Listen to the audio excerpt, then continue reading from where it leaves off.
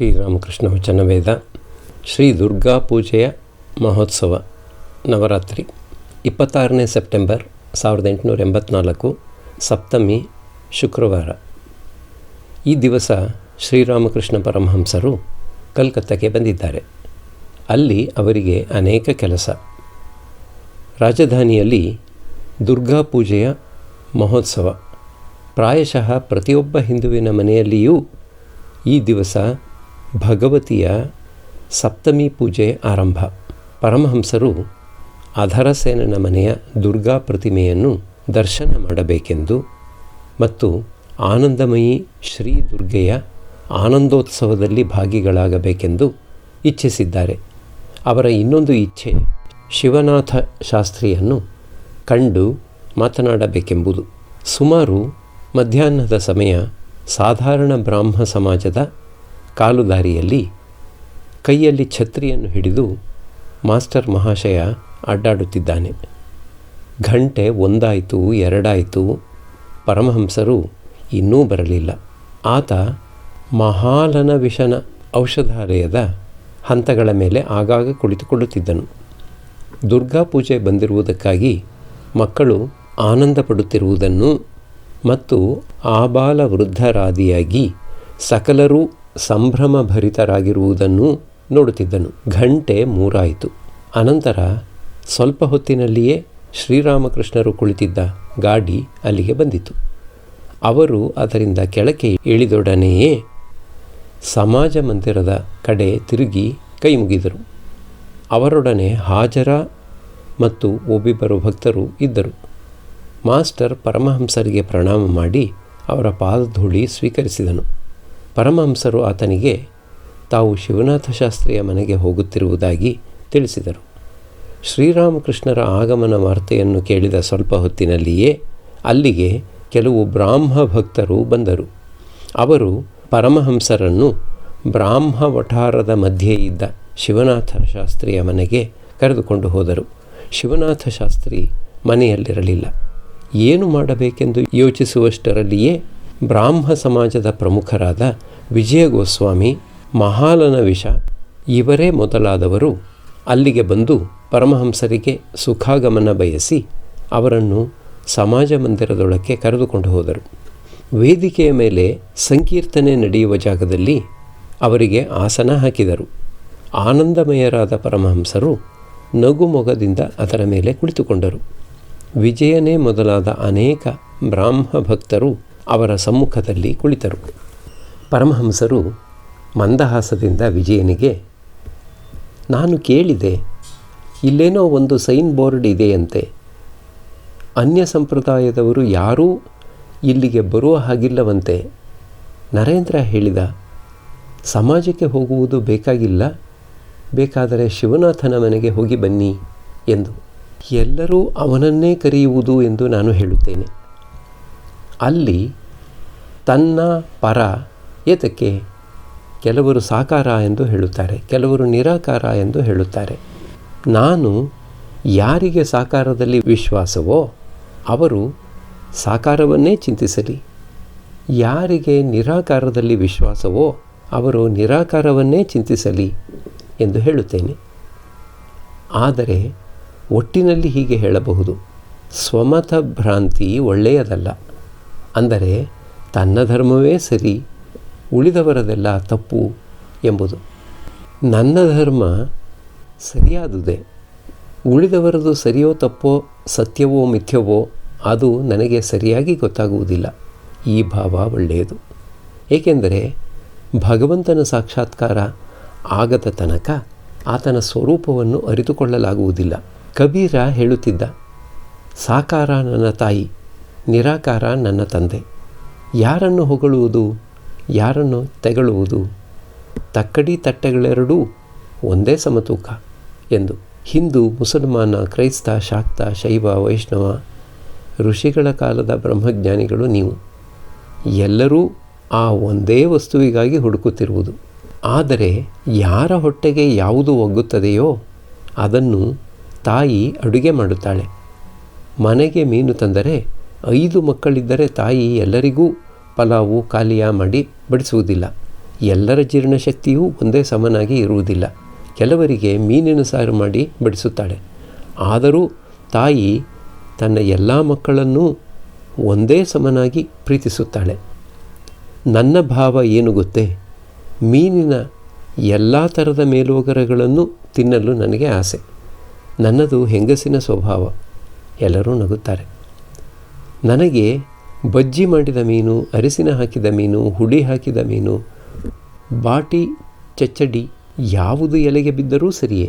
ಇವೂ ಅಲ್ಲದೆ ಮೀನಿನ ತಲೆಯ ಪಲ್ಯ, ಕಾಲಿಯ ಪಲಾವು ಯಾವುದು ಬಿದ್ದರೂ ಸರಿಯೇ ತಿಂದು ಹಾಕಿಬಿಡುತ್ತೇನೆ. ಎಲ್ಲರೂ ನಗುತ್ತಾರೆ.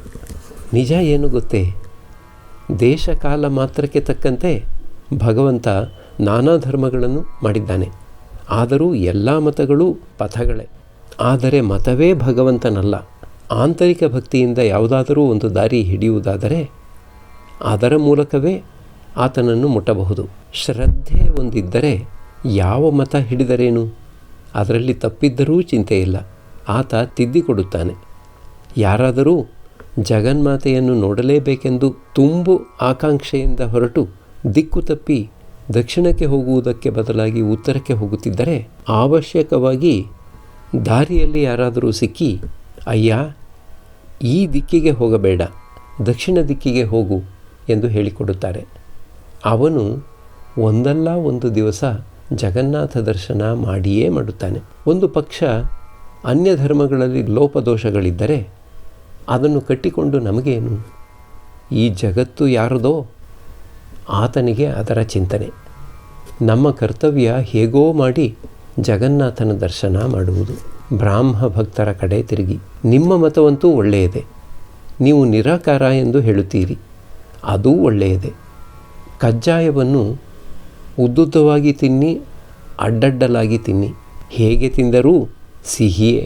ಆದರೆ ಸ್ವಮತ ಭ್ರಾಂತಿ ಒಳ್ಳೆಯದಲ್ಲ. ನೀನು ಗೋಸುಂಬೆ ಕಥೆ ಕೇಳಿದ್ದೀಯಾ? ಒಂದು ಸಲ ಒಬ್ಬ ಒಂದು ತೋಪಿಗೆ ಹೋಗಿ ಮರದ ಮೇಲೆ ಒಂದು ಗೋಸುಂಬೆ ಕಂಡ. ಆತ ತನ್ನ ಸ್ನೇಹಿತರಿಗೆ, ನಾನು ಆ ತೋಪಿನಲ್ಲಿ ಒಂದು ಕೆಂಪು ಗೋಸುಂಬೆ ನೋಡಿ ಬಂದೆ ಎಂದ. ಆತನ ನಂಬಿಕೆ ಅದು ಸಂಪೂರ್ಣ ಕೆಂಪು ಎಂದೆ. ಅದೇ ತೋಪಿನಿಂದ ಬಂದ ಇನ್ನೊಬ್ಬ, ನಾನು ಒಂದು ಹಸಿರು ಗೋಸುಂಬೆ ನೋಡಿ ಬಂದೆ ಎಂದ. ಆತನ ನಂಬಿಕೆ ಅದು ಸಂಪೂರ್ಣ ಕೆಂಪು ಎಂದೆ. ಅದೇ ತೋಪಿನಿಂದ ಬಂದ ಇನ್ನೊಬ್ಬ, ನಾನು ಒಂದು ಹಸಿರು ಗೋಸುಂಬೆ ನೋಡಿ ಬಂದೆ ಎಂದ. ಆತನ ನಂಬಿಕೆ ಅದು ಅಚ್ಚ ಹಸಿರು ಎಂದೆ. ಆದರೆ ಯಾರು ಆ ತೋಪಿನಲ್ಲಿ ವಾಸವಾಗಿದ್ದಾನೋ ಆತ ಬಂದು, ನೀವೇನು ಹೇಳುತ್ತಿರುವಿರೋ ಅದೆಲ್ಲ ಸರಿ, ಆದರೆ ಈ ಪ್ರಾಣಿ ಕೆಲವು ವೇಳೆ ಕೆಂಪಾಗಿ ಕೆಲವು ವೇಳೆ ಹಸುರಾಗಿ ಕಾಣಿಸಿಕೊಳ್ಳುತ್ತದೆ. ಇನ್ನು ಕೆಲವು ಸಮಯ ಅದಕ್ಕೆ ಯಾವ ಬಣ್ಣವೂ ಇರುವುದಿಲ್ಲ ಎಂದ. ವೇದದಲ್ಲಿ ಆತ ಸಗುಣ ನಿರ್ಗುಣ ಎಂದು ಹೇಳಿದೆ. ನೀವು ನಿರಾಕಾರ ಎಂದು ಹೇಳುತ್ತೀರಿ. ನಿಮ್ಮದು ಒಂದೇ ಸ್ವರ. ಆದರೂ ಚಿಂತೆಯಿಲ್ಲ.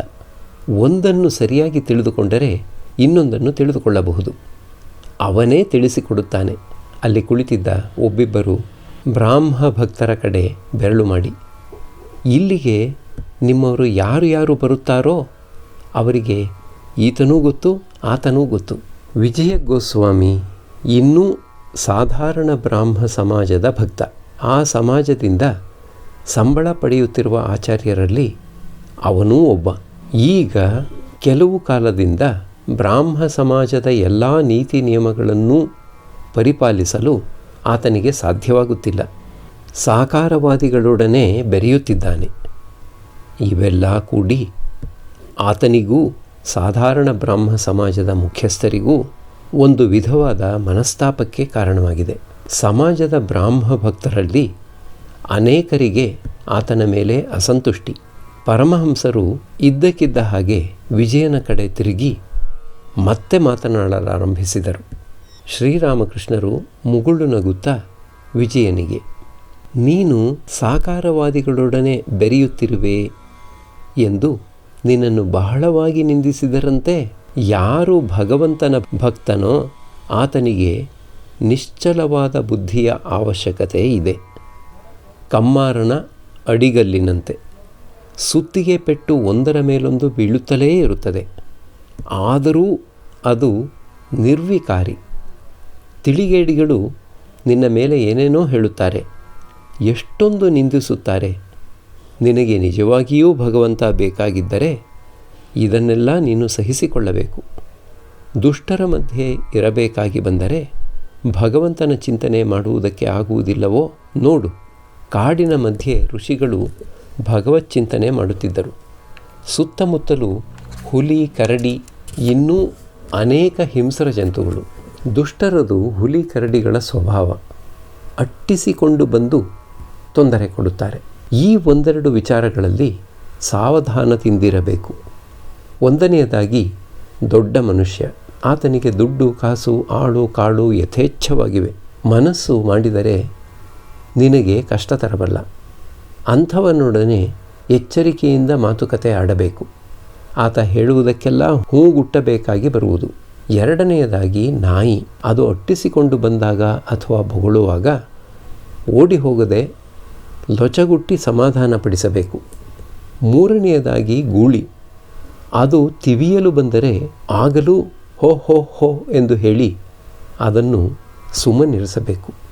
ನಾಲ್ಕನೆಯದಾಗಿ, ಕುಡುಕ, ನೀನೇನಾದರೂ ಅವನನ್ನು ರೇಗಿಸಿಬಿಟ್ಟರೆ ನೀನು ಹಾಗೆ, ನೀನು ಹೀಗೆ ಎಂದು ನಿನ್ನ 14 ವಂಶಗಳ ಪಾರಂಪರ್ಯವನ್ನೆಲ್ಲ ಹಿಡಿದು ಬೈದು ಬಿಡುತ್ತಾನೆ. ಅವನಿಗೆ ಹೇಳಬೇಕು, ಏನಣ್ಣ ಹೇಗಿದ್ದೀಯಾ ಎಂದು. ಆಗ ಅವನಿಗೆ ತುಂಬ ಆನಂದ. ಬಂದು ನಿನ್ನ ಹತ್ತಿರ ಕುಳಿತು ಹುಕ್ಕ ಸೇದುತ್ತಾನೆ. ದುಷ್ಟರನ್ನು ಕಂಡರೆ ನಾನು ಎಚ್ಚೆತ್ತುಕೊಳ್ಳುತ್ತೇನೆ. ಯಾರಾದರೂ ಬಂದು ಇಲ್ಲಿ ಹುಕ್ಕ ಇದೆಯೇ ಎಂದು ಕೇಳಿದರೆ ಇದೆ ಎಂದು ಹೇಳುತ್ತೇನೆ. ಕೆಲವರಿಗೆ ಸರ್ಪದ ಸ್ವಭಾವ. ಮುನ್ಸೂಚನೆ ಕೊಡದೆಯೇ ಬುಸ್ ಎಂದು ಕಚ್ಚಿಬಿಡುತ್ತಾರೆ. ಅದರಿಂದ ಪಾರಾಗಬೇಕಾದರೆ ಬಹಳ ಬುದ್ಧಿವಂತಿಕೆ ಉಪಯೋಗಿಸಬೇಕು. ಇಲ್ಲದಿದ್ದರೆ ನಿನಗೆ ತುಂಬ ಕೋಪ ಉಕ್ಕಿ ಪ್ರತೀಕಾರ ಮಾಡುವ ಇಚ್ಛೆಯಾಗುವುದು. ಆದ್ದರಿಂದ ಆಗಾಗ ಸತ್ಸಂಗ ಮಾಡುವುದು ಅತ್ಯಂತ ಅವಶ್ಯಕ. ಸತ್ಸಂಗ ಮಾಡಿದರೆ ಸದಸದ್ ವಿಚಾರ ಉಂಟಾಗುತ್ತದೆ. ವಿಜಯ, ನನಗೆ ಸಮಯವೇ ಇಲ್ಲ. ಇಲ್ಲಿಯ ಕೆಲಸ ಕಾರ್ಯಗಳಲ್ಲಿ ಕಟ್ಟಿಬಿದ್ದಿದ್ದೇನೆ. ಪರಮಹಂಸರು, ನೀವೆಲ್ಲ ಆಚಾರ್ಯರು, ಉಳಿದವರಿಗೆ ರಜಾ ಸಿಕ್ಕುತ್ತದೆ, ಆದರೆ ಆಚಾರ್ಯರಿಗೆ ಸಿಕ್ಕೋದಿಲ್ಲ. ಎಸ್ಟೇಟಿನಲ್ಲಿ ಮ್ಯಾನೇಜರನಿಗೆ ಒಂದು ಕಡೆ ವ್ಯವಸ್ಥೆ ಮುಗಿಯಿತೋ ಇಲ್ಲವೋ ಆಗಲೇ ಇನ್ನೊಂದು ಕಡೆ ವ್ಯವಸ್ಥೆಗೆ ಆತನನ್ನು ಕಳುಹಿಸುತ್ತಾನೆ ಜಮೀನ್ದಾರ. ಹಾಗೆಯೇ ನಿಮಗೆ ರಜಾ ಸಿಗೋದಿಲ್ಲ. ಎಲ್ಲರೂ ನಗುತ್ತಾರೆ. ವಿಜಯ ಕೈಜೋಡಿಸಿ, ನೀವು ನನಗೆ ಸ್ವಲ್ಪ ಆಶೀರ್ವಾದ ಮಾಡಬೇಕು ಶ್ರೀರಾಮಕೃಷ್ಣರು. ಇದು ತಿಳಿಯದವರ ಮಾತು. ಆಶೀರ್ವಾದ ಮಾಡೋನು ಭಗವಂತ. ವಿಜಯ, ದಯವಿಟ್ಟು ಸ್ವಲ್ಪ ಉಪದೇಶ ಮಾಡಿ. ಪರಮಹಂಸರು ಸಮಾಜ ಮಂದಿರದ 4 ಕಡೆಗೂ ದೃಷ್ಟಿ ಹಾಯಿಸಿ ಮುಗುಳ್ನಗೆ ನಗುತ್ತಾ, ಇದೂ ಒಂದು ಥರದಲ್ಲಿ ಒಳ್ಳೆಯದೇ. ಜೋನಿ ಗಟ್ಟಿ, ಇಲ್ಲಿ ಜೋನಿಯೂ ಇದೆ, ಗಟ್ಟಿಯೂ ಇದೆ. ನನಗೆ ಹೆಚ್ಚಾಗಿ ನಂಬರು ಬಂದು ನನ್ನ ಆಟ ಮುಗಿದು ಹೋಗಿದೆ.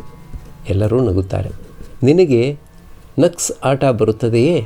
ಅದರಲ್ಲಿ ಯಾರಿಗೆ 17ಕ್ಕಿಂತ ಹೆಚ್ಚಾಗಿ ನಂಬರು ಬರುತ್ತದೆಯೋ ಅವರ ಆಟ ಮುಗಿದು ಹೋಗುತ್ತದೆ. ಅದು ಒಂದು ಥರದ ಇಸ್ಪೀಟಾಟ.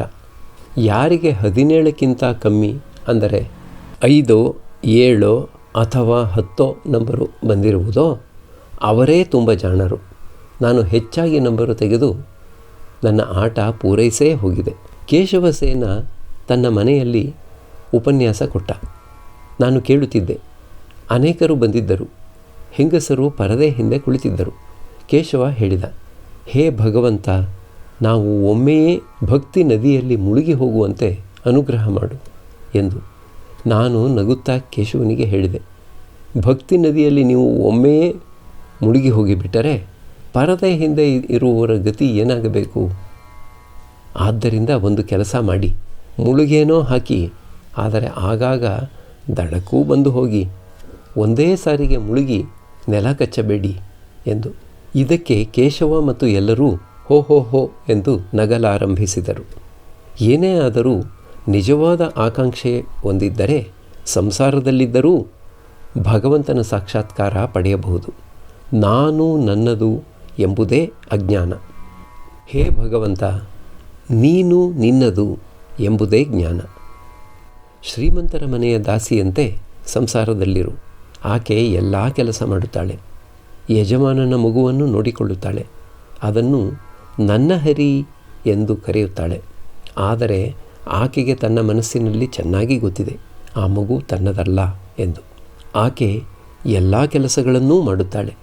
ಆದರೆ ಆಕೆಯ ಮನಸ್ಸು ಮಾತ್ರ ತನ್ನ ಹಳ್ಳಿಯ ಮೇಲೆ ನೆಲೆಸಿದೆ. ಅದೇ ರೀತಿ ಸಂಸಾರದ ಎಲ್ಲ ಕೆಲಸಗಳನ್ನೂ ಮಾಡು, ಆದರೆ ಮನಸ್ಸನ್ನು ಮಾತ್ರ ಭಗವಂತನ ಕಡೆ ಇಡು. ಇದನ್ನು ತಿಳಿದುಕೋ. ಮನೆ, ಪರಿವಾರ, ಪುತ್ರ ಇವೆಲ್ಲ ನನ್ನವಲ್ಲ, ಎಲ್ಲವೂ ಆತನದು ಎಂದು. ನೀನು ಆತನ ದಾಸ ಮಾತ್ರ.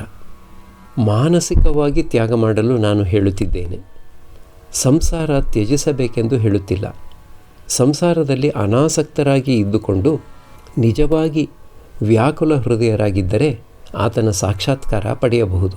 ಪರಮಹಂಸರು ವಿಜಯನಿಗೆ, ನಾನು ಕಣ್ಣು ಮುಚ್ಚಿ ಧ್ಯಾನ ಮಾಡುತ್ತಿದ್ದೆ. ಅನಂತರ ಭಾವಿಸಿದೆ, ಹೀಗೆ ಮಾಡಿದರೆ, ಹೀಗೆ ಕಣ್ಣು ಮುಚ್ಚಿದರೆ ಭಗವಂತನಿದ್ದಾನೆ, ಹೀಗೆ ಕಣ್ಣು ತೆರೆದರೆ ಇಲ್ಲವೇ? ಕಣ್ಣು ತೆರೆದಿದ್ದರೂ ಕೂಡ ಸರ್ವಭೂತಗಳಲ್ಲಿಯೂ ಭಗವಂತನಿರುವುದನ್ನು ನೋಡಿದ್ದೇನೆ. ಮನುಷ್ಯರಲ್ಲಿ, ಪ್ರಾಣಿಗಳಲ್ಲಿ, ಗಿಡಮರಗಳಲ್ಲಿ, ಸೂರ್ಯಚಂದ್ರರಲ್ಲಿ, ನೆಲದಲ್ಲಿ, ಜಲದಲ್ಲಿ, ಸರ್ವಭೂತಗಳಲ್ಲಿಯೂ ಆತನೇ ಇದ್ದಾನೆ. ಶಿವನಾಥನನ್ನು ಕಂಡರೆ ನನಗೇಕೆ ಇಷ್ಟ? ಯಾರು ಬಹಳ ಕಾಲ ಭಗವಂತನ ಚಿಂತನೆ ಮಾಡುತ್ತಾರೋ ಅವರಲ್ಲಿ ಸಾರವಿದೆ. ಅವರ ಆಂತರ್ಯದಲ್ಲಿ ಭಗವಂತನ ಶಕ್ತಿ ಇದೆ. ಅದೂ ಅಲ್ಲದೆ ಯಾರು ಚೆನ್ನಾಗಿ ಹಾಡಬಲ್ಲರೋ, ಚೆನ್ನಾಗಿ ನುಡಿಸಬಲ್ಲರೋ, ಯಾವುದಾದರೂ ಒಂದು ಕಲೆಯನ್ನು ಚೆನ್ನಾಗಿ ತಿಳಿದಿರುವರೋ ಅಂಥವರೊಳಗೂ ಸಾರವಿದೆ. ಭಗವಂತನ ಶಕ್ತಿ ಇದೆ. ಇದು ಗೀತೆಯ ಮತ. ಚಂಡಿಯಲ್ಲಿ ಇದೆ, ಯಾರು ಅತ್ಯಂತ ಸುಂದರನೋ ಆತನೊಳಗೂ ಸಾರವಿದೆ, ಭಗವಂತನ ಶಕ್ತಿ ಇದೆ ಎಂದು. ವಿಜಯನಿಗೆ, ಆಹಾ, ಕೇದಾರನಿಗೆ ಎಂತಹ ಸ್ವಭಾವ ಬಂದು ಬಿಟ್ಟಿದೆ. ಬಂದೊಡನೆಯೇ ಅಳಲಾರಂಭಿಸುತ್ತಾನೆ. ಆತನ ಕಣ್ಣುಗಳೆರಡೂ ಯಾವಾಗ ನೋಡಿದರೂ ಸಕ್ಕರೆ ಪಾಕದಿಂದ ತೆಗೆದ ಚಾಣದ ಒಡೆಯಂತೆ ಕಾಣುತ್ತದೆ. ವಿಜಯ, ಢಾಕಾದಲ್ಲಿ ಯಾವಾಗ ನೋಡಿದರೂ ಆತನ ಬಾಯಲ್ಲಿ ಕೇವಲ ನಿಮ್ಮ ಮಾತೆ. ಇಲ್ಲಿಗೆ ಬಂದು ತಮ್ಮನ್ನು ಕಾಣಲು ಬಹಳ ವ್ಯಾಕುಲನಾಗಿದ್ದಾನೆ. ಸ್ವಲ್ಪ ಹೊತ್ತಿನ ಮೇಲೆ ಪರಮಹಂಸರು ಮೇಲಕ್ಕೆದ್ದರು. ಬ್ರಾಹ್ಮ ಭಕ್ತರು ಅವರಿಗೆ ನಮಸ್ಕಾರ ಮಾಡಿದರು. ಅವರೂ ಕೂಡ ಭಕ್ತರ ಕಡೆ ನಮಸ್ಕಾರ ಮಾಡಿದರು. ಅನಂತರ ಶ್ರೀರಾಮಕೃಷ್ಣರು ಗಾಡಿಯಲ್ಲಿ ಕುಳಿತುಕೊಂಡರು. ಅಧರಸೇನನ ಮನೆಯ ಪ್ರತಿಮೆಯ ದರ್ಶನ ಮಾಡಲು ಹೋಗುತ್ತಿದ್ದಾರೆ.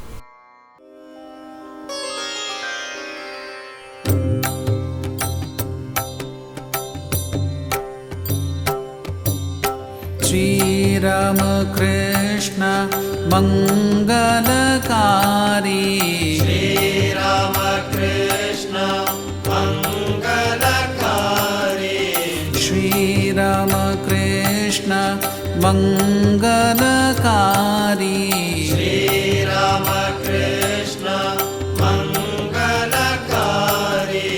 ನಮೋ ನಾರಾಯಣ ಭವದುಃಖಹಾರಿ, ನಮೋ ನಾರಾಯಣ ಭವದುಃಖಹಾರಿ, ನಮೋ ನಾರಾಯಣ ಭವದುಃಖಹಾರಿ.